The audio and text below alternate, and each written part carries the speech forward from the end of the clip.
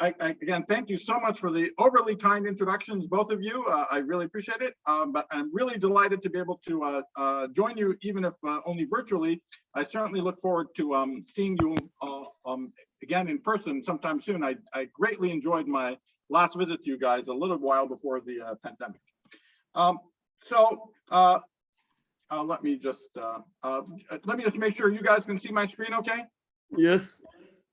Okay, very good. So I'm talking about, I very slightly changed the title. I'm talking about space-time and quantum mechanics, particles and strings, polytopes, and binary geometries at infinity. This is really a body of work, or at least an aspect of a body of work that I've been working on for nearly 12 years now, with a large group of wonderful physicists and mathematicians over all this time. I'm going to be talking about a more recent aspect of this, in some sense, the kind of simplest possible aspect of it that we ran into starting around 4 years ago.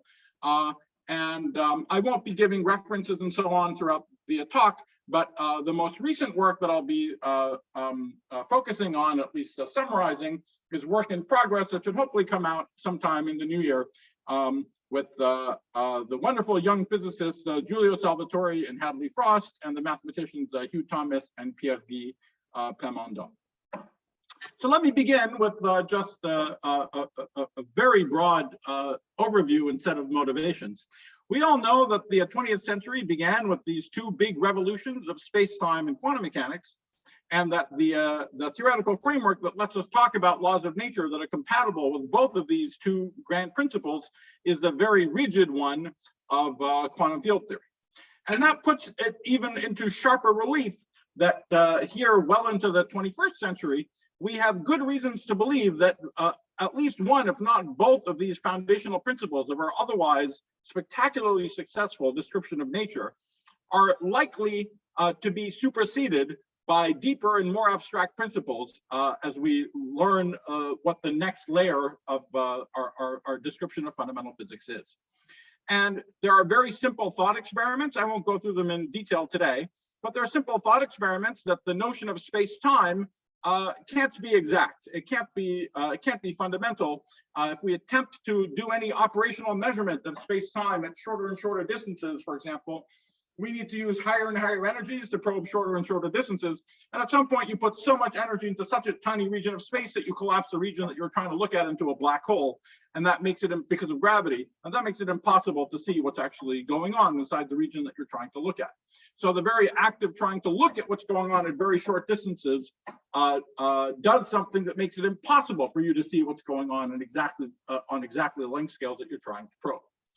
And it's even conceivable that there are limitations of quantum mechanics. I'm not saying something sort of stupid that quantum mechanics is modified in some random lab experiment somewhere, but that the very formalism of quantum mechanics begins to hit limitations when you attempt to apply it to situations where you can't perform repeated measurements with ever larger apparatuses, which are what's necessary in quantum mechanics to speak of precise observables.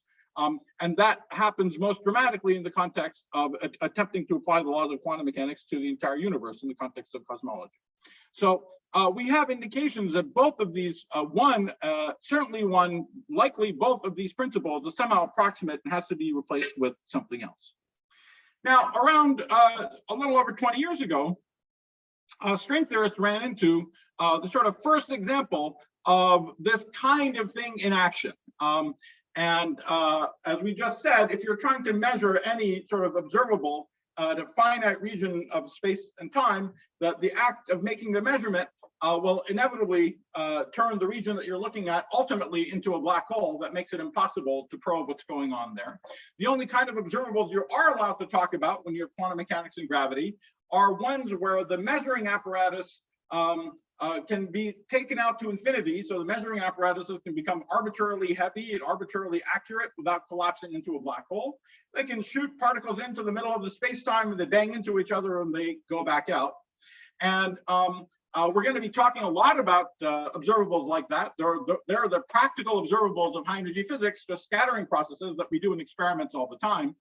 But around a little over 20 years ago, string theorists found a cousin of this kind of observable in a space-time that doesn't look like our space-time, but is the inside of a tin can, the sort of famous tin can of empty de Sitter space, which has the peculiar feature that the geometry is inside is warped, so that the distance from a point in the interior to the walls of the tin can is infinite, but it takes light a finite amount of time to go from the interior and bounce off the walls and bounce back in. So in this kind of space-time, the kind of observable you can talk about is to ping the sides of the tin can and have the waves go in and crash into each other and come back out. You can do the measurements at infinity. And since the measurements begin and end at infinity, you might wonder whether there's some kind of theory that lives only on the walls, which gives you the results of all those observations. And that's what the famous gauge gravity or ADS CFT correspondence is about. That there's a perfectly ordinary quantum mechanical system without gravity, just of ordinary particles and forces like quarks and gluons, except they're extremely strongly interacting, that live on the boundary.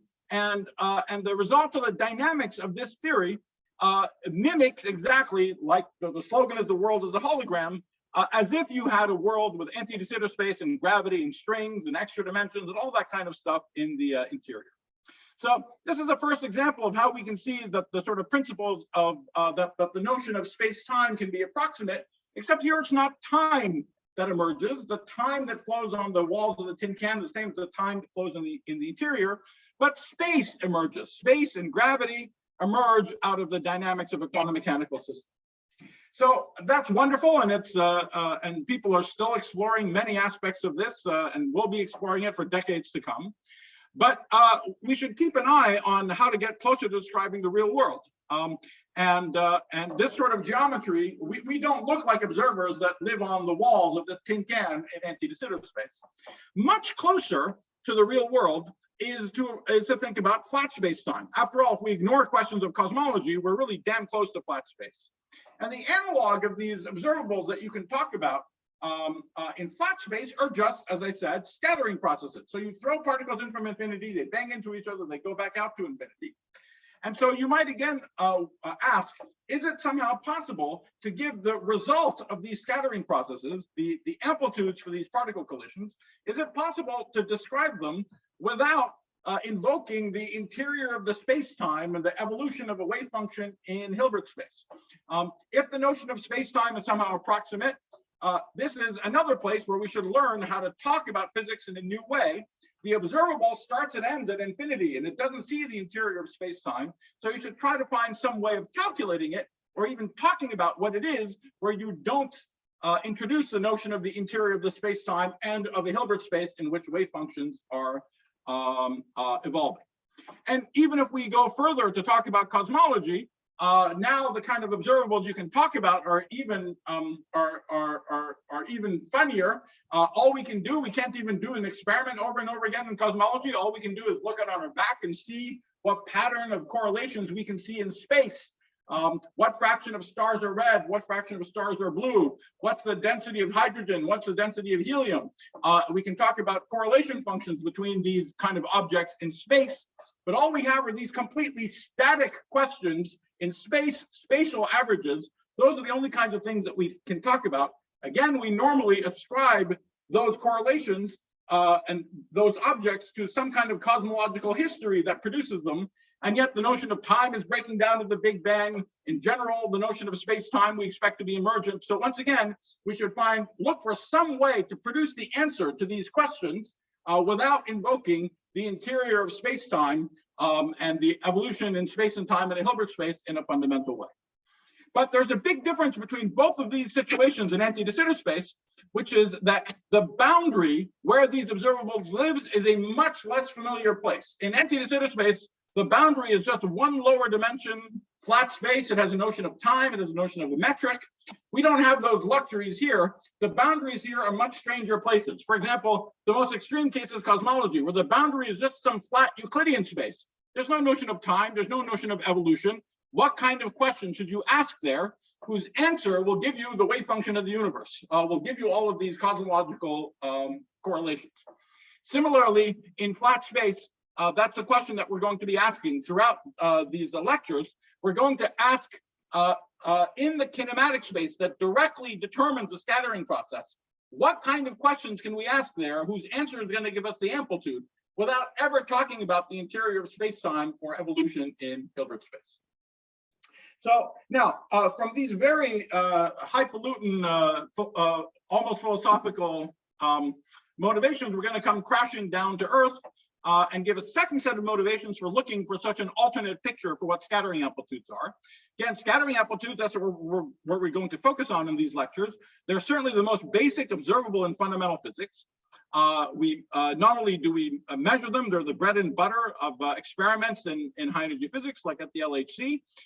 They don't only happen even in esoteric experiments like this. They happen all the time in nature. Almost all the processes that we know can be thought of as successive scatterings of elementary particles off each other. So they're certainly the most basic process in nature and the most basic observable in fundamental physics.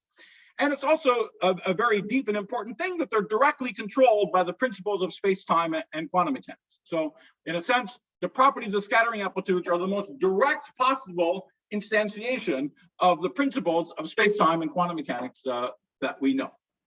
And if we again I'm going to ask the same question in a variety of ways. If you imagine you're an experimentalist at infinity, there's a bunch of particles coming in and a bunch of particles going out, and all you can do is measure these amplitudes. Well, really, you measure cross sections, the amplitude mod squared. But imagine for the moment that you actually directly had access to the amplitude. So someone has just handed you these amplitudes. How would you know where they came from? There's some sort of complicated and interesting functions of the momenta and energies of the momenta and the spins of the in and outgoing particles. If someone just handed you those functions, how would you know where they came from? How would you know what was going on in this black box to produce these interesting functions? And the standard answer that we teach in textbooks and the way we think about physics is that what's going on is that we fill the inside of this question mark with a picture of local evolution in space-time and unitary evolution in Hilbert space. So practically speaking, in perturbation theory, we draw diagrams for every way the particles could move into the interior, bang into each other, and come back out again. The purpose of these pictures of Feynman is to make locality manifest, so the interactions take place at points in space and time. And we're supposed to sum over all the possible histories in order to make the principles of quantum mechanics manifest, again, a la Feynman's path integral picture for what's going on. So the standard picture is that the scattering amplitudes are the answer to the following question of local and unitary evolution in space-time with these boundary conditions that some particles are coming in and some particles are going out. So that's the conventional question to which the amplitudes are the answer. But we're interested in finding a different question. We want to see a different question. That question needs to live in the space that defines the scattering process. And I'll talk about various ways of talking about what that is. But we want to find a different question that lives directly in the space of the objects that are accessible to these experimentalists at infinity. We want to find a new question in that space whose answer is exactly the same amplitude. So in these talks, we're not going to be doing anything speculative. We're going to try to understand completely ordinary physics, but from a new starting point where we don't assume the existence of space-time and quantum mechanics, and we try to find some different structures that live in this kinematic space and different questions that we can ask in these associated with these new structures, whose answer is the amplitude. And hopefully, if we understand where these amplitudes come from this different point of view, we will also begin to understand a more abstract rubric out of which the principles of space-time and quantum mechanics can actually emerge. So this is what we're going to be going after. And what we've been seeing over the past 12 years in this program that many of my friends and I have been pursuing are really concrete examples of just this phenomenon that I'm talking about in this slide, of some more abstract underlying principles, and more abstract questions that you can ask. The answer to these questions you think of as amplitudes that have imprinted in them the principles of space-time and the principles of quantum mechanics. And we see in all these examples, not just that space-time and quantum mechanics are a sort of derivative from more primitive ideas, but that they emerge together, joined inexorably in some way. So that's really concretely what we've been seeing in a number of examples. And in these two talks, I'm going to be telling you again, in many ways, the very simplest version of what this story looks like. Now, let me give you a final and again, much more practical motivation for looking for something like this. If we go back to thinking about collisions at the LHC, famous thing about especially collisions of protons in hadron colliders is that the event rates are enormous. You know, we have billions of collisions a second.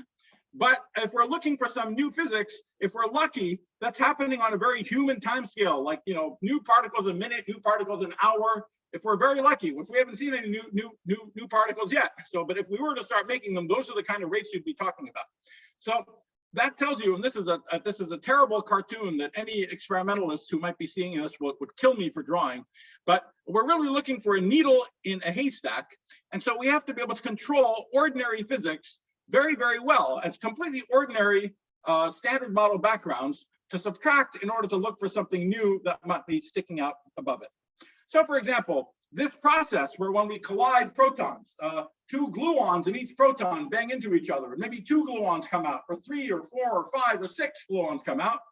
Those processes, of course, they don't come out directly as gluons, they come out as jets of strongly interacting particles. But the underlying process is the two gluons in and many gluons out. These things happen depending on how you count tens or hundreds of thousands of times a second. You have to control them well enough to be able to subtract and look for something new. All right, well, this is in principle there's nothing conceptually difficult about this. All you have to do in quotation marks is, it's standard physics, it's a standard model, is just compute the rates for these processes. And in fact, Feynman tells you what to do. At leading order, you would just draw, this is, let's say, 2 gluons in and 4 gluons out. You just draw all the diagrams. Okay, so here are all the diagrams that the gluons interact with very simple rules. Sometimes 2 go in, 2 go out. Sometimes 1 go in, 2 goes out. So you stick these little stick figures together. And of course, you can see that quickly there's some sort of combinatorial explosion. And there's also some particular rules associated with each one of these vertices. So the actual expressions can start looking complicated. This is what an expression looks like. Actually, for the case of 2 to 3 scattering, not even 2 to 4 scattering, if you just do a brute force calculation, you get a very complicated looking expression like this. And of course, there's no reason a priori the answer should look simple. Not every question in physics has a simple answer.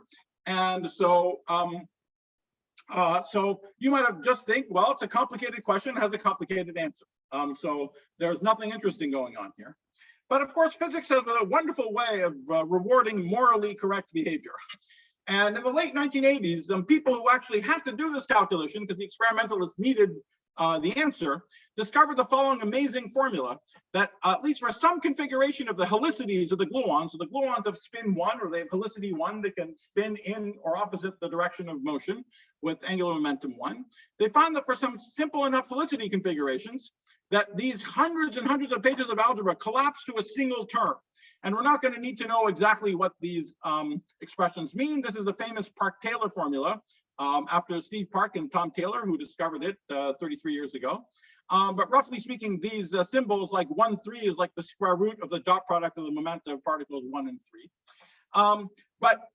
Anyway, this should make it clear. Back then, it was not obvious. This was a stunning result, but it was not obvious it was the tip of an enormous iceberg.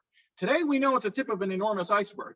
And it makes it clear that the standard way of doing this completely ordinary physics is making something obvious. The standard way of doing this physics, the reason Feynman is justifiably famous, is that the standard way of doing this physics is making the usual rules of space-time and quantum mechanics completely manifest. If you want to make locality manifest, and the fact that the physics is quantum mechanical manifest, you cannot do better than what Feynman did, okay? But clearly, making space-time and quantum mechanics manifest is clearly coming at some kind of cost. And the cost is that it's hiding the fact that the final answer is so stunningly simple, okay?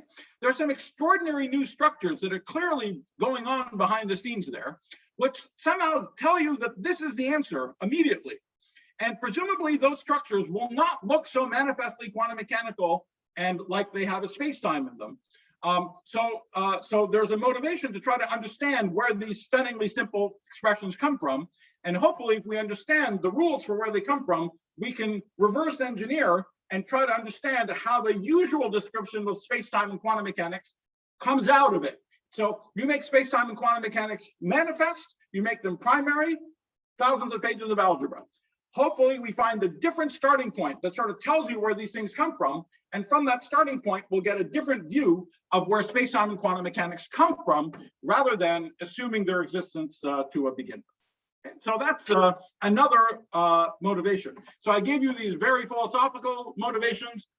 We have space-time and quantum mechanics, so we should talk about these observables that we can only measure at infinity.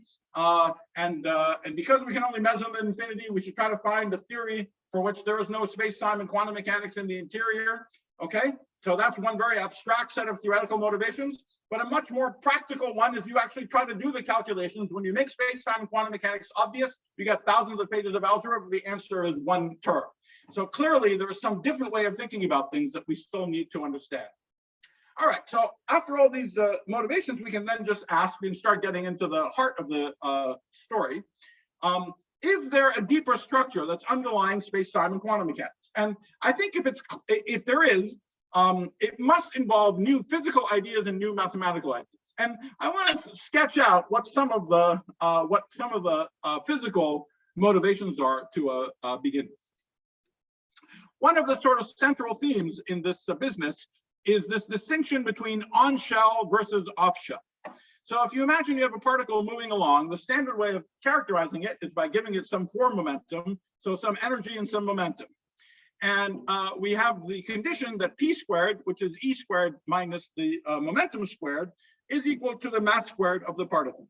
So that means that e and p are not independent, and they lie on this hyperboloid where e squared minus p squared is equal to m squared. So that's what we normally call on the mass shell. Okay, so physical particles aren't labeled by 4 degrees of freedom; they're labeled by 3 degrees of freedom, and they're constrained by this on-shell condition.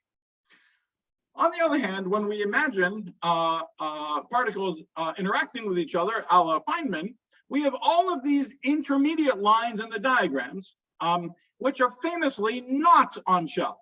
So, if I have a process like this intermediate momentum here is a difference between P1 and P2. And if P1 is on shell and P2 is on shell, well, in general, P1 minus P2 will clearly not be on shell. And in fact, the propagator that we associate with a diagram like this is just exactly 1 over P squared minus M squared.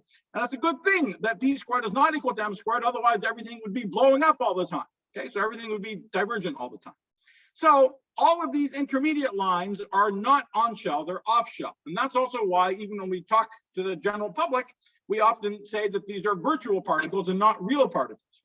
And in fact, this is exactly the distinction: on shell versus off shell, real versus virtual. Real particles are things that propagate from infinity or out to infinity. Okay, they propagate over infinite distances. And that's what an experimentalist actually measures. It goes click, click, click in a detector. Virtual particles are not that. Okay? The virtual particles in the middle of the picture, they propagate over finite distances. And the virtual particles are in fact not really there. They're a figment of the theorist's imagination that's needed to manifest the rules of space-time and quantum mechanics. And we've gotten so used to them, and they're such a critical part of the standard Feynman diagrammatic formalism, that it's sort of tempting to fall into the mental trap of thinking that they're quote unquote real. But I remind you that if you do perturbation theory in old-fashioned in quantum mechanics, in non-relativistic quantum mechanics, or even in just standard old-fashioned perturbation theory in a relativistic theory, you never see virtual particles. You never see anything off the mass shell. Okay, it's a characteristic of covariant perturbation theory that we actually see these virtual particles, and they're a fiction. They're a way that we manifest the standard rules of space-time and quantum mechanics. They're extremely useful, but they're not like the real particles that actually are measured by experimentalists. And that's a good question. Yes. So in experiments, strictly speaking, a W boson, for example, is also a virtual particle because it decays. Indeed. So, indeed, yeah. Where do you draw the distinction, basically? Well, so really, truly, ultimately, in the extreme of this point of view, we should only talk about the scattering of stable particles, which in the real world would be electrons, photons, gravitons, maybe protons, if they're really stable. But we of course know practically what the difference is between these things. If you have a particle that's sort of narrow, then if its lifetime is very long compared to its constant wavelength, then it's useful to think about it as something that's effectively propagating to infinity. And that's what I'll be doing effectively in these two lectures. I'm not talking about gluons today, but if I was talking about gluon scattering, then you could make an even more stronger complaint along these lines. We don't even see the gluons as the asymptotic states. But so long as there's some range of length scales where there's some kind of asymptotia that separates the scale of the interaction from the scales where something really looks like a particle, I will say that that's useful. Whereas what's going on with ordinary virtual particles is not like that. You know, when you have a process that's characterized by some energy scale E, the virtual particles that are going on inside the diagram, they tend to have also, they tend to propagate over distances of order 1 over E. So there's no sort of useful sense in which they're sitting there really as even approximately as particles that are propagating out to their appropriate asymptotia. Does that answer your question? Yes, it does. Okay, great. Okay, so the physical idea that we're going to pursue then is to eliminate the notion of virtual particles. Okay, so we don't ever want to talk about virtual particles. All right, now, there's an obvious problem with that then. So after all, what were virtual particles useful for? They were useful for making this, they're useful for making the principles of quantum mechanics, space-time and quantum mechanics, locality and unitarity totally manifest. So if we're not going to talk about virtual particles, how are we going to know whether whatever we're doing is compatible with locality and unitarity? And fortunately, at least in some cases, we know how to detect the imprint of locality and unitarity as very specific, simple, sharp mathematical properties of the actual scattering amplitudes themselves. Okay, so let me talk about what some of these are in the very simplest case of tree-level scattering. Today, we'll just talk about tree-level scattering. So imagine that we have a very simple case where I have some 4-particle process with an intermediate state of mass m. And in the conventional way of thinking about things, generically, P1 plus P2 squared will not equal m squared. But you can imagine dialing the external momenta such that P1 plus P2 squared is equal to m squared. And when that happens, the amplitude has a pole. It has a pole that looks like 1 over P1 plus P2 squared minus m squared. And the pole is, of course, when the virtual particle becomes real in the standard way of thinking about this. But having peeked to see where this comes from the usual picture, we can also see that there's a fingerprint of locality in the answer. Namely, the answer can have singularities, but the singularities are at most poles, only simple poles, not double poles or triple poles, they're only simple poles. And furthermore, those simple poles have to look like 1 over P squared minus m squared, where that P is a certain sum over the momenta of the external particles.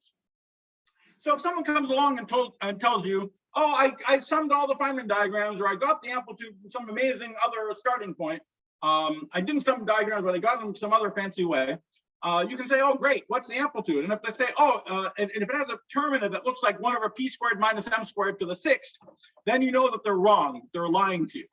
Or if it has something that looks like 1 over P squared Q squared minus R squared T squared, where P, Q, R, S, T are certain sums of momenta, that's also not allowed. Okay, so those are all things that do not correspond to local, to singularities that come from propagation over long distances with local interactions. That's what's important about this pole, 1 over P squared minus m squared. Back in position space, it corresponds to something that locally happened in one spot. The particle propagates a long distance and independently does something on the other side. Okay, so that's the first thing that we learn, is that locality tells us where the poles are, what the singularities look like, and where they are. And now quantum mechanics is not far behind, because quantum mechanics also tells us what happens in the neighborhood of this pole. That in the neighborhood of this pole, the amplitude, remember, it has something that the singularity that looks like 1 over P squared minus m squared. But precisely because in this neighborhood, this intermediate particle is becoming real, we had better be able to interpret the coefficient of the singularity as the product of simpler amplitudes for literally sort of producing the intermediate particle, as we just said, that propagates out a long distance before it decays on the other side. Right? So we've learned two things, that there are singularities in very special places, and that on those singularities, the amplitudes have to factorize into the product of simpler lower point amplitudes. So summarizing again, the rules of space-time and quantum mechanics are reflected in a very simple way. Locality tells us where the poles are when the sum of the subset of the momenta goes on shell. And unitarity tells us what happens on those poles. And the amplitude has to factorize into the product of simpler amplitudes in this way. Okay? And so this now gives us a concrete strategy. After all of that blah, blah, blah of the first part of the talk, it gives us a very concrete strategy. What do we mean that we want to find a different question to which the amplitudes are the answer? And now we can mean something much more specific, that in this picture, when we put in the picture of diagrams in the interior, that makes it manifest where the poles are and that you have factorization on the poles. But we're looking for a different kind of question that's going to produce exactly the same singularities and exactly the same factorization, but without ever invoking these pictures of evolution in space-time and normal unitary evolution in Hilbert space. Okay, so that's what we're going to be trying to do. We want to find a different question. That question is going to live directly in the kinematical space. In other words, this question, it should just, the only data I'm going to give you on the problem is the momenta of the particles, let's say. I give you n momenta, and somehow in the space of n momenta of the particles, you have to find some kind of question to ask there, whose answer is going to give you poles in the right place and factorization of the right sort, without ever talking about space-time and quantum mechanics. Okay, so that's what we're going to be seeing. I'll be showing you concrete examples of. But as I mentioned, the examples I'll talk about today are just the very simplest, sort of the most recent things that we ran into, but they ironically also turn out to be the sort of simplest versions of a set of ideas that we've been seeing over the past decade or so. And the kind of words associated with these ideas are, in the context of the theories of the scattering of gluons, they're known as amplituhedra. In the context of the story, they'll be just telling you about very simple general theories of just scalar particle scattering. They're known as associahedra and generalized associahedra. I'll be talking about that in these lectures. We've even also started to see analogs of these questions, of these structures in cosmology. I'll say nothing about that in these lectures. But the emerging picture is that in this space, and it seems like a totally boring space, the space of n on-shell momenta, okay? That's the space that we have. Or maybe you want to talk about it in the space of all the dot products between the momenta, all the Mandelstam invariants, or the Lorentzian dot products between the momenta. But that's it. It's a space of things that the amplitude can depend on. And in that space, we have to find some kind of question to ask.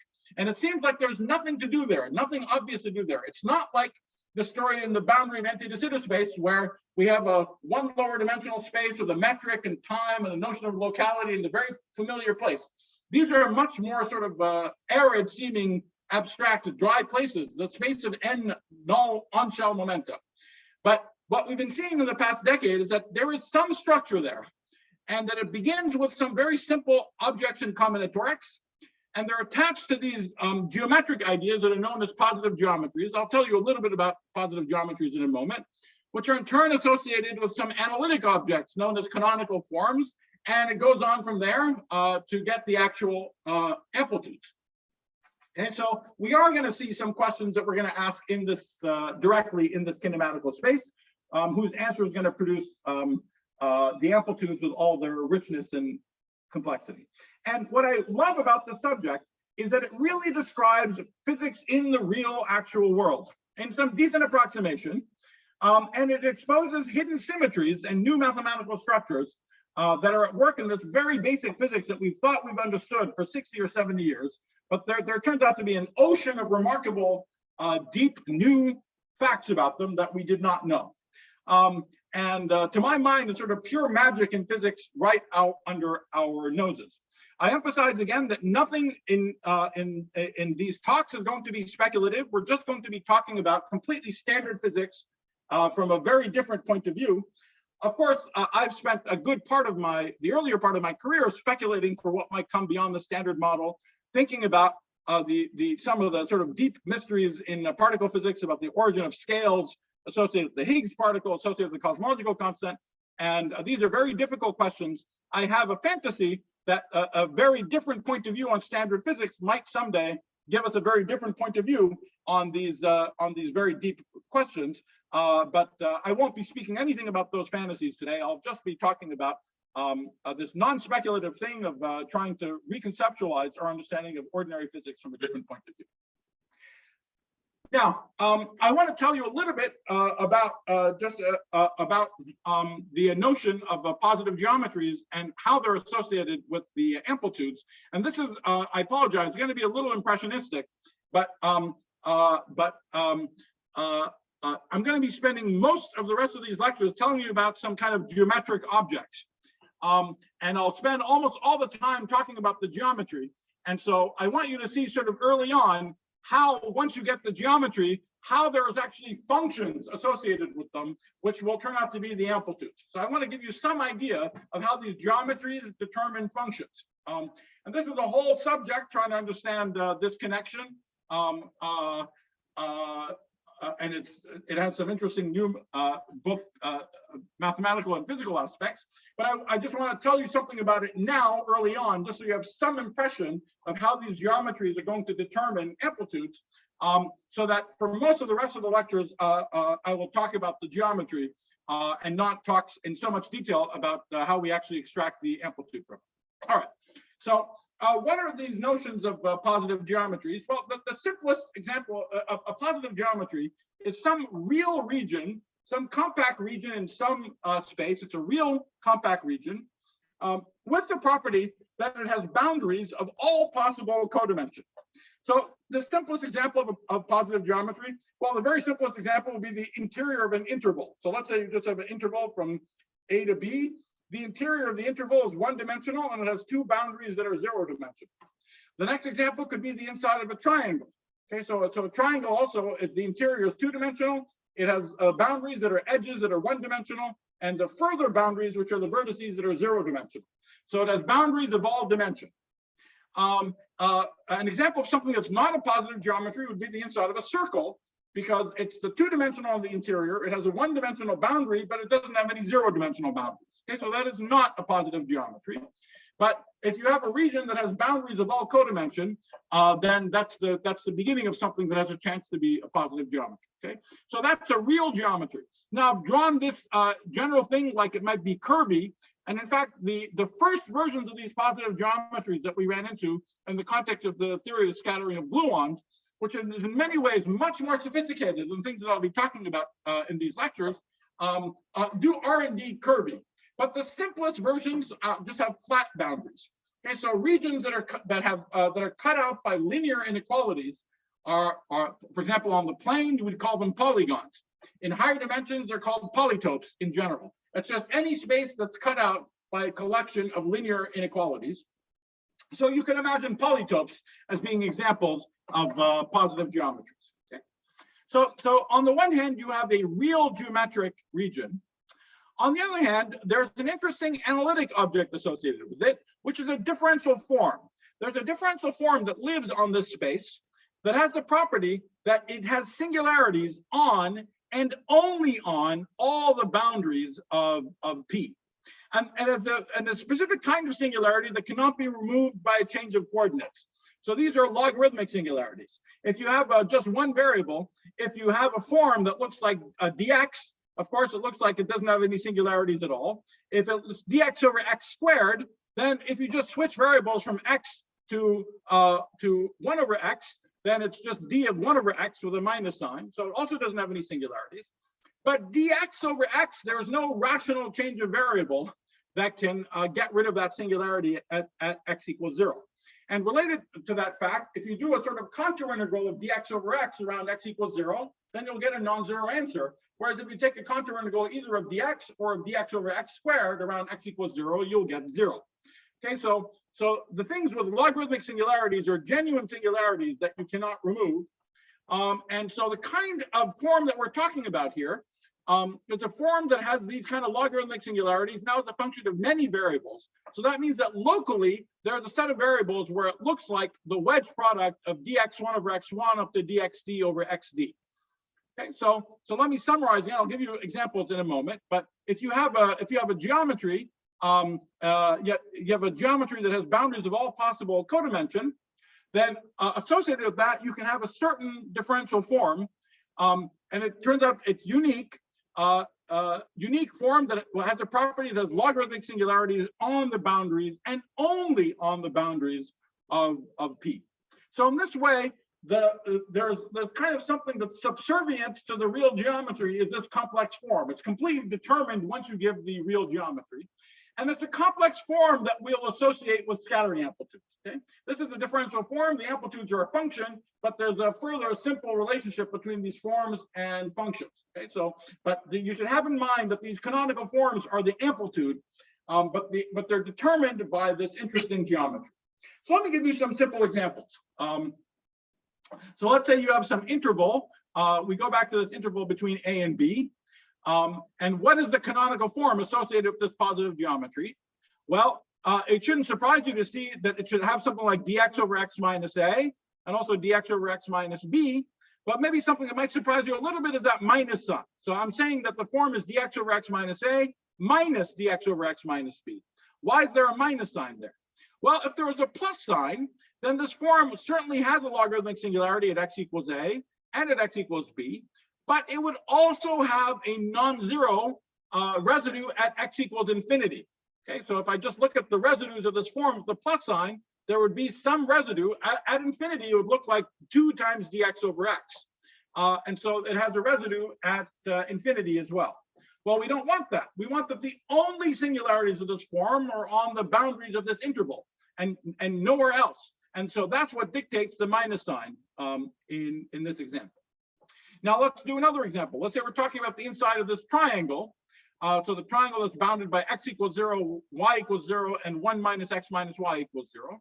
Then now the canonical form should be a 2 form. This is a 2-dimensional space. So you'd write down dx dy. Clearly it should have poles at x equals 0, y equals 0, and 1 minus x minus y equals 0. So you should put these 3 poles downstairs, x, y, 1 minus x minus y. But now I claim that this is the canonical form for the triangle. And let me just illustrate what the non-trivial fact of it is. It goes beyond the fact that it has poles in this spot, because now what I'm supposed to do is, let's say at x equals 0. If I take this form, let me take a residue around x equals 0. So taking a residue around x equals 0 is like really just looking to see as simple as, oh, it looks like dx over x in the neighborhood of x equals 0. So taking the residue is just like deleting dx over x. So I just remove dx over x, and I'd be left with dy over y times 1 minus y, because x is equal to 0. Alternately, this is what I would get if I imagine doing a little integral, a little contour integral around the circle around x equals 0. Anyway, however I do it, if I take a residue around x equals 0, then I'm left with dy over y times 1 minus y. And you see that that form now has a singularity at y equals 0 and at y equals 1, and no singularity at infinity. So the residue along x equals 0 here itself has a singularity at y equals 0 and y equals 1. So that's correctly the 0-dimensional edges of this 1-dimensional edge where x equals 0. And you can check that the same thing is true on all the other edges as well. So that's the interesting thing about these forms, not just that the first singularities, the codimension 1 singularities are correct, but that you take any singularity, you take a residue on that singularity, and you should land on the canonical form for the one lower form that we're talking about, okay? So just to illustrate how it gets a little bit more non-trivial, let's go to the next example of a quadrilateral. So, okay, let's say I have this, if I have a quadrilateral, then there are actually 4 lines that cut out this quadrilateral. There are 4 linear equations. Let me not write them explicitly. I'm just going to call them L1, L2, L3, and L4. Now, the form, again, it should be a 2 form, so it looks like dx dy over, of course, it should have a singularity where L1, L2, L3, and L4 all go to 0. So it looks like dx dy over the product of all these L's. But now you see there has to be something more, because suppose I take a residue where this L1 is equal to 0. So that means that I'm gonna take a residue that's gonna restrict me to this line 1. Now, the resultant residue could itself have a pole either when L2 goes to 0, when L3 goes to 0, or L4 goes to 0. Well, when L2 goes to 0, that's okay. If L1 is 0 and also L2 goes to 0, well, that localizes me to this point too. That's a perfectly good point. That's one of the boundaries of my quadrilateral. Similarly, if L1 is 0 and L4 is 0, that also localizes me to somewhere perfectly good. That little point 1 there. But if L1 goes to 0 and L3 goes to 0, that's this weird bad point up there. I don't want to have any singularity there. That's not a boundary of my space. Similarly, there's this other bad point where L2 goes to 0 and L4 goes to 0. So if I do nothing else, let's say I just put this form with numerator 1, then it would not be a canonical form for the quadrilateral because it would have singularities other than just the boundaries of the quadrilateral. And therefore, there has to be an interesting numerator that puts a 0 exactly at this bad point and at that bad point. And in fact, there's a unique line that passes through those 2 points, and that's in fact the numerator of this canonical form. Okay? So with that numerator, with that very special numerator, then I do get a form that has logarithmic singularities on and only on this quadrilateral. But you see, it's already this kind of trivial example of the quadrilateral already. Just giving a very simple geometry is now giving a richer form with an interesting numerator. Okay? If I do the same exercise for a pentagon, now you can see there are 5 bad points. And so if I write down a form of all the 5 sides of the pentagon, there's actually 5 bad points that the form has got to vanish on. And there's a unique conic, so there's a unique quadratic expression in x and y that passes through 5 points. And so now it gets even more interesting. So we get an even richer answer for the canonical form associated with a pentagon. So this is just giving you some very simple examples of what some positive geometries look like and how they determine a corresponding canonical form. There's beginning to be a science for how to determine canonical forms in terms of positive geometries. There's various strategies for doing it, various explicit formulae in various cases. I won't tell you anything more about that. But I just want to highlight one thing here, which is that we've already seen that the kind of general question that we're going to be asking is going to try to understand something about where functions come from that have poles of a specific kind and which have to do something special on those poles. They have to factorize in some way on those poles. Well, I want you to see that in this picture, the singularities of these forms, so where the poles are, the singularities of these forms correspond to going to the boundaries of these positive geometries. So we already saw it in these simple examples that the singularity where L1 goes to 0, what happens on L1 goes to 0 is that it's like you're going to a boundary of this square. Okay, and that happens more generally. So questions about poles and singularities of this form, analytic questions about what happens, where the poles are, what happens in the neighborhood of the poles, transmute into questions about what the boundaries or the faces of these positive geometries or the polytopes, which are the cases that we're going to be talking about, look like. And so just to give you a rough idea, we have to have singularities in the right spot. That means we have to have faces which are characterized in a particular way. They have to factorize, the form has to factorize into the product of 2 simpler amplitudes. That means that the corresponding face has to secretly be the direct product of 2 simpler geometries. Okay, so facts about the singularities of the amplitude turn into facts about the boundary structure of the corresponding positive geometries. Okay, so that's all I wanted to give for a general introduction. And what I want to do in the remainder of the lecture, in the remainder of the lecture today, I'm basically going to just give you an invitation to the next lecture, which is that, so we've now sort of set up the problem, I hope, and I'm going to give you an invitation for how experimentalists could actually discover that there's some kind of hidden combinatorial geometry underlying amplitude. So we're just going to ask a very basic question to see how a clue for this kind of way of thinking is actually sitting there with extremely basic properties of amplitudes. And after that invitation, tomorrow I will talk about 2 very closely related aspects of the geometry. One of them has to do with the very simple notions of positivity and polytopes that turn out to be connected to particle scattering. And after we understand that picture and sort of most deeply understand where it comes from, there's one more piece of magic that the combinatorial geometry associated with these polytopes has an even more rigid realization, a curvy realization that I will describe, not in terms of flat faces, but a curvy realization in terms of what we call binary geometries. And the physical interpretation of that, of the curvy avatar of these geometries is that is going from particle amplitudes to string amplitudes. So we're going to see a much deeper sort of structural relationship between particles and strings. It's not like you begin by saying, oh, I like from particles, I go to little closed loops or open loops of string, and I do that because it's pretty or nice. There's a very deep structural relationship between the two of them, so that when you understand when you think about things from this point of view to discover something about particles, it's just inevitable to take the next step to turn them into strings. Okay? Those are the things that I'll talk about tomorrow. But for the rest of today, for the next sort of 10, 15 minutes, I want to tell you about. I just want to give you this invitation.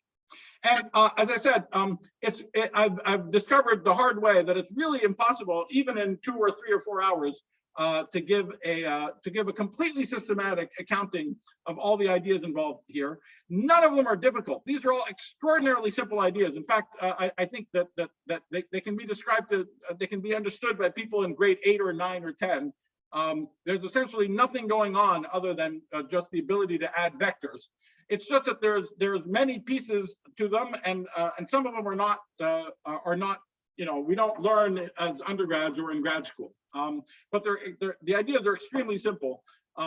Nonetheless, instead of trying to give you a completely systematic accounting of the subject, I've decided to give you a number of self-contained sort of vignettes, just to give you some idea of what's going on. But each one of them is self-contained, and I hope you'll be able to take something concrete away from them and go home and be able to play with them if you feel like doing it. Okay, so just so we have something real that we can get our hands on. Okay, so since they're just self-contained vignettes, the disadvantage of doing that is that it may not be clear to you how all these things fit together. All I can do is tell you that we're understanding more and more how they all fit together in a very coherent sort of large structure. And this is just to flag some of the words, that the conceptual framework behind all these ideas is associated with a number of new mathematical structures in combinatorics, algebra, and geometry.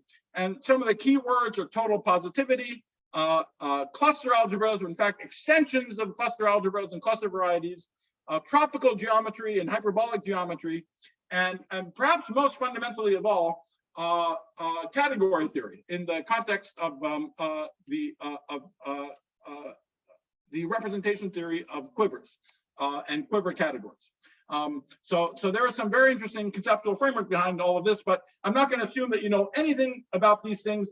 All the ideas are extremely simple, and each one of these self-contained vignettes will be totally self-contained, and you should be able to hopefully get something from them, from each one of them individually. Okay, so let me just stop there and see if there are any questions, and yeah, let me just stop to see if there are any questions right now. Can I ask you? Yes. Yeah, so I just want to understand your motivation more clearly. So your ADS CFT example is a very special case where this scattering in ADS bulk is well mimicked by quantum mechanical, field theory. But right. It's really a limited class where this dual description is possible. So you also think that your attempts are just limited in that sense. You hope that there is a special scattering which has a simpler description, dual description. But no, it's impossible to imagine that all scattering will be given this way, right? Not at all. I believe, I hope that all scattering will be given in this way. And what I'm going to be telling you about is actually the beginning of the sort of set of ideas that at least one aspect of it is totally universal. So no, I'm not thinking of something very special. I'm really thinking there's something very general going on here. And in fact, that's what, the idea is, the context where we first ran into these was gluon scattering. So you might think it has something to do with gauge symmetry. And at all loop order, it had to do with supersymmetry. So you might think that supersymmetry was important, gauge symmetry was important. So somehow those things were what's going on. What I'll be talking about today is completely non-supersymmetric scattering for scalars. It has nothing to do with supersymmetry, it has nothing to do with gauge symmetry. There's something very structural about just sort of the basic nature of sort of local interactions. And what we'll be seeing is something universal about scattering for any theory in any number of dimensions. So there's an aspect of that very universal physics which is captured in this new way. Of course, literally, when you want to go all the way, what we've gone all the way for to give a complete ab initio description of the physics of scattering in planar, maximally supersymmetric gauge theories. That's the story of the amplituhedron. And now this story is for phi or trace phi cube theory to all loop orders, to all orders in the one over n expansion. It has nothing to do with planarity, nothing to do with supersymmetry. But still not the most generic scalar theory and not the most generic theory of gluons. The part that's missing, and maybe this will make more sense at the end of tomorrow's lecture, but the aspect that's being, the universal aspect that's being understood has everything to do with long distance singularities, factorization, poles, and so on, where particles go on shell. An aspect which is still not understood from this point of view is what you would think of as the ultraviolet divergences, the renormalization group, beta functions. All of that sort of stuff is not yet understood from this point of view. And that's, I think, the sort of next big frontier is to try to figure out if and how that connects up. So we don't know if it'll work. We certainly don't know it'll work. Maybe there's some insuperable obstacle that we'll run into if we try to make it work. But most certainly, the motivation here is not that we're just trying to find a dinky little theory here or there.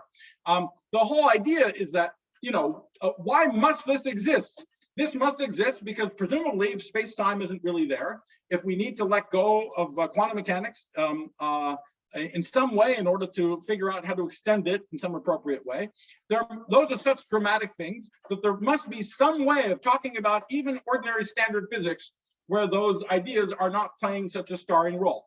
And that's what we're trying to do here. That's why I gave the sort of big picture, zeroth order, very highfalutin philosophical motivation. Those are reasons to expect we have to be able to do this. And the fact that we have these other indications from the enormous complexity of the final answer to the enormous complexity of the intermediate steps that's not there in the final answer is just another clue that reinforcing this idea that there should be a very general phenomenon here that we're looking for. And in fact, you might have thought, I certainly thought for a long time that there was nothing special about even these dumb scalar theories, that all the magic had to do with gauge symmetry and things like that. And I was wrong. I mean, there actually are hidden things about even these dumb scalar theories that I'll be telling you about. But I thought that, I mean, if you go to higher energy, then always there is a new particle whose decay width should be, in principle, comparable to its mass. And then your description doesn't extract those contribution from unstable particles. So it seems, I mean, those presence of the extra particles has nothing to do with space-time. And what's your view? No. That's just that's really a. I mean, if you have particles which aren't really particles in the inside, then they should all be taken into account from this alternate point of view. But even like narrow particles, they're all in principle taken into account. They're all would be seen as sort of branch cuts associated with the scattering of stable particles in the end. So that's sort of part of the general story of how you see on-shell intermediate states, how they show up in the branch cut structure of the final answer.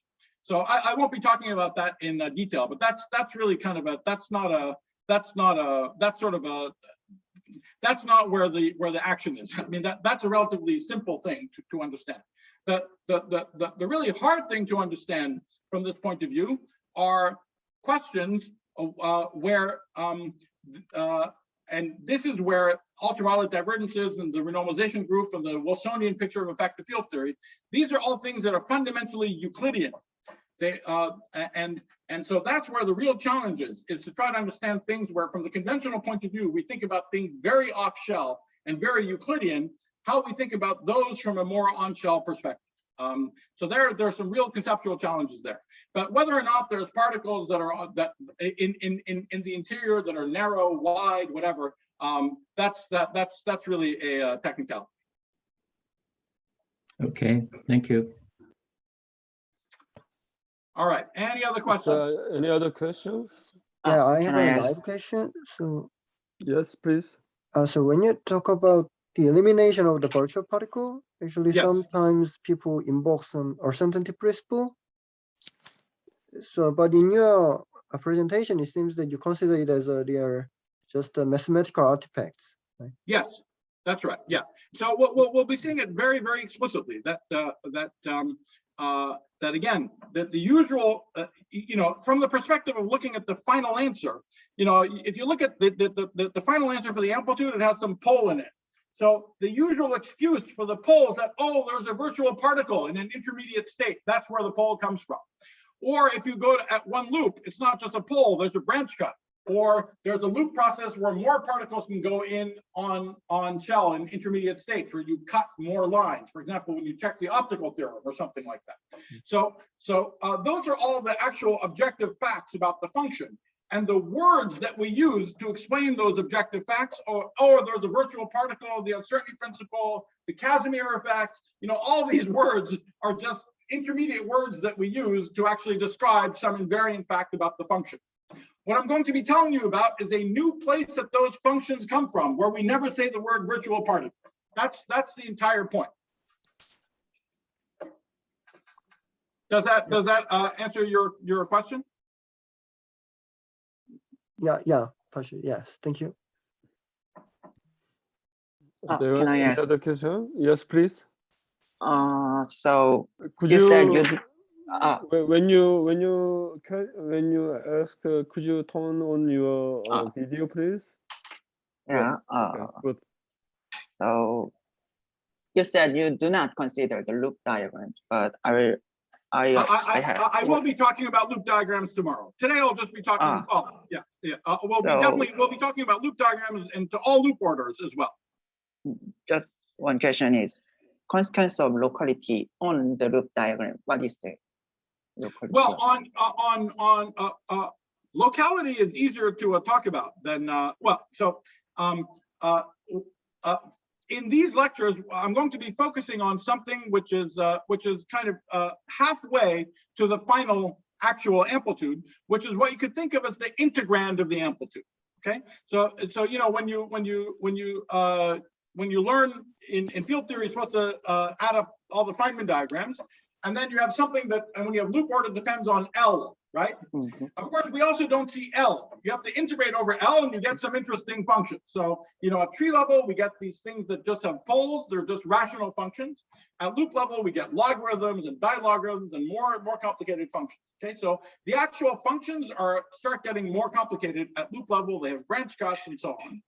We're going to back for the moment, and I will talk to at the end of tomorrow's lecture. We'll talk about the full amplitude, the actual amplitude. Okay, so the real honest amplitude. But just to sort of warm up, we're going to talk about the integrand of the amplitude. Okay, so the thing where you have to it's still very hard with Feynman diagrams. You have to add up all the Feynman diagrams, but we're going to not do the step where we integrate over the loop momentum. Okay, to begin with.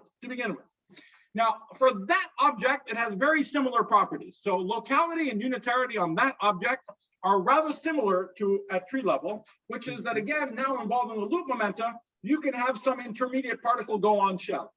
Okay, when that particle goes on shell, imagine you draw one loop diagram. We'll draw it tomorrow, but imagine you draw one loop diagram and some intermediate particle goes on shell, then it's like cutting it open. That's as if now you have a tree diagram with two extra particles. Okay, so there should be a relationship between a loop diagram, and if you take this intermediate guy to go on shell, it should be given by a tree amplitude with two extra particles. So that's the kind of relationship that we're talking about. So that's the fingerprint of locality and unitarity. Is simple to describe at the level of the loop integrand. But anyway, after we do all of that, we'll talk about the actual amplitude. There's also a question about perturbation theory. Yes, indeed. we are going to be in this lecture, in these lectures, we're going to be exclusively concerned with perturbation theory. And you might wonder why we're thinking about perturbation theory when so many interesting things are going on in the rest of. First, there's very important physical processes that are non-perturbative, like you referred to in your question. We have black hole production and evaporation, for example, ultimately with gravity. Also, even in other parts of quantum field theory, where there's enormous progress in understanding things non-perturbatively from many points of view. But what's interesting is that this highlights the very poor state of our understanding of actual real physics in the real world. That in the year 2021, we don't actually know the answer to the question, what are the non-perturbative rules that govern scattering amplitudes? And the real difficulty, and this was the real sense, and I'm glad you asked the question as well, because I can use it to describe how what we're doing is different than what was going on in the S-matrix program of the 1960s. In the 1960s, people thought that maybe we should directly determine the amplitudes and forget about Lagrangian, forget about Feynman diagram, forget about all that. What was their difficulty? Their difficulty was they knew how to check that an amplitude was Lorentz invariant. That's easy. You just check that it's a function of Lorentz invariant dot products, for example. They knew how to check that it's unitary. You can just check whether the matrix S satisfies S dagger S equals 1. The difficult part was how to see whether amplitudes are compatible with causality or locality, okay? And the reason is that the amplitude is something we measure at infinity.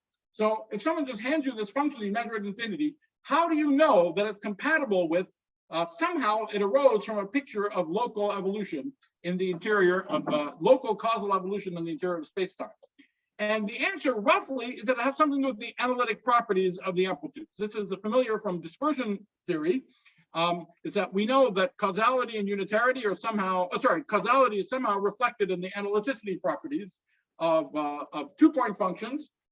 If we talk about normal signal propagation, signal theory, and so therefore it's something to do with the analytic properties of the amplitude.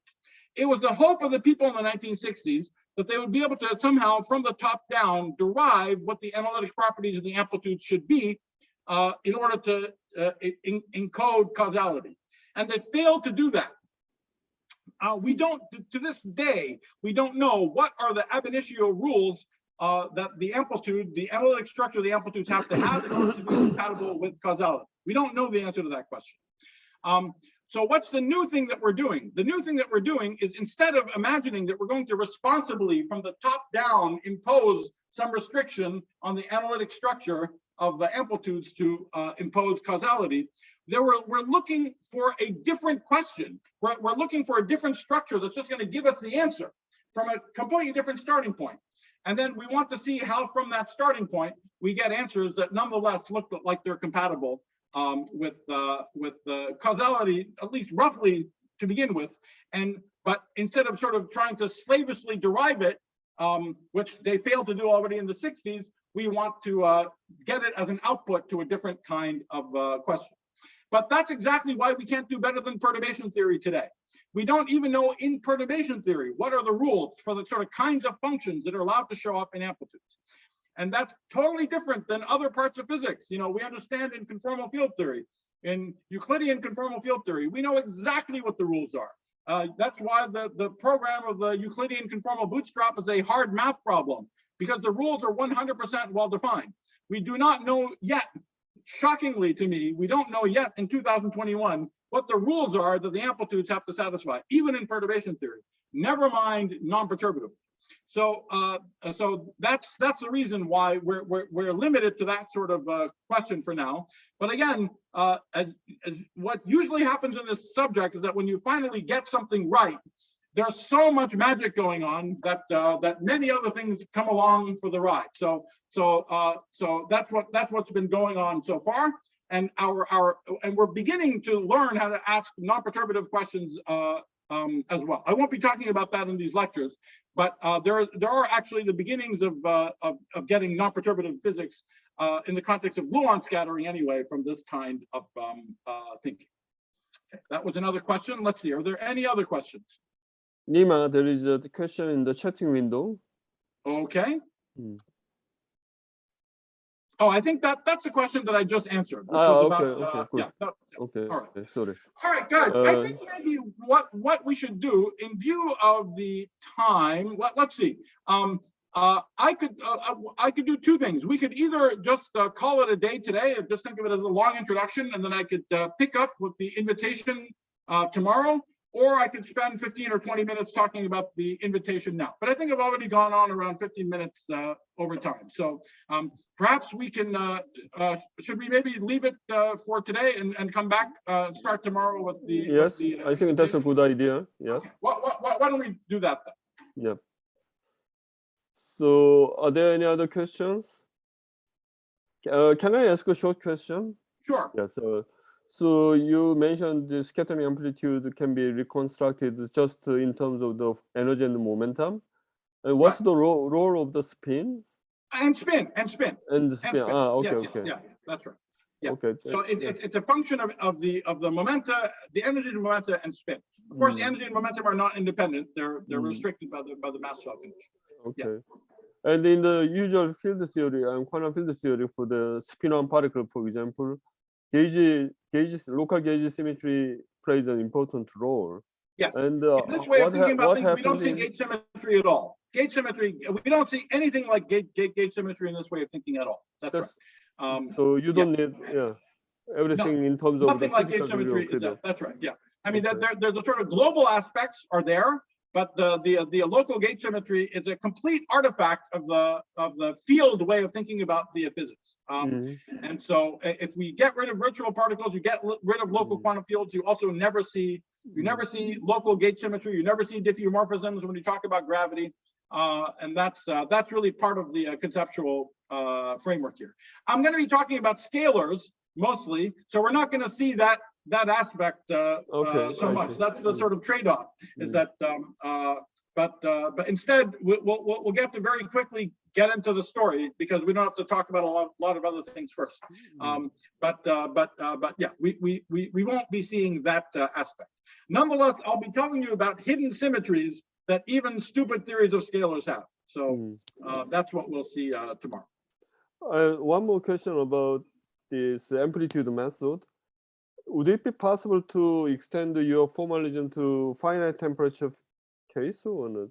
That's a very nice question. In fact, there are some old papers in the 60s by Roger Dashin who talked about how you can actually determine thermodynamic quantities from the S matrix. So there has been very little work on it since then, but anyway, there are some early literature that one could probably pick up again. Okay, thank you. Are there any other questions? Sorry. Here is one more question from the same person, Dr. Son. Yes. So yes. On the chat window. Let's see. I think the question here is no different in this formalism than it is in any other formalism. Let's say that you think about ordinary quantum field theory, and there are some very massive particles, or you do or don't know whether there's some massive particles. Well, there's the usual picture of effective field theory, that you can still talk about physics at low energies, and the presence or absence of the very massive particles is reflected only in some higher dimension operators that may or may not be there in their detailed coefficients. Exactly that is true at the level of amplitudes as well. So the presence or absence of massive particles at low energies will be inferred simply by whether there are or aren't certain polynomial contact corrections to the amplitudes in the simplest cases. On the other hand, thinking in terms of amplitudes gives a different, sort of more direct way of thinking about the physics of UV completion. We know often there are situations, for example, in string theory, where the UV completion doesn't look anything like a quantum field theory. But you can set up the question of what UV completion means as some simple set of consistency conditions on scattering amplitudes. And that's an interesting reframing of the UV completion problem that at least lets you think about the sort of field theoretic and stringy and perhaps other sorts of UV completion in a common way. But as far as how we can go about talking about the physics at low energies when we don't have access to massive particles, it's the same in this formalism as it would be in any other formalism. And on the geometry side, yes, what we're assuming nothing about a metric, just that we have asymptotically flat space.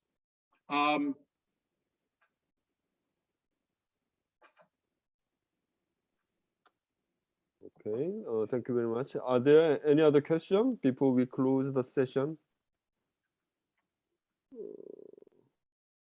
Okay, I don't see any more questions. Nima, thank you very much for your All right, we'll see you nice guys talk, and tomorrow then. Yeah, hope to see you tomorrow morning. see you tomorrow. Yeah, Bye-bye, bye-bye. Bye. Bye.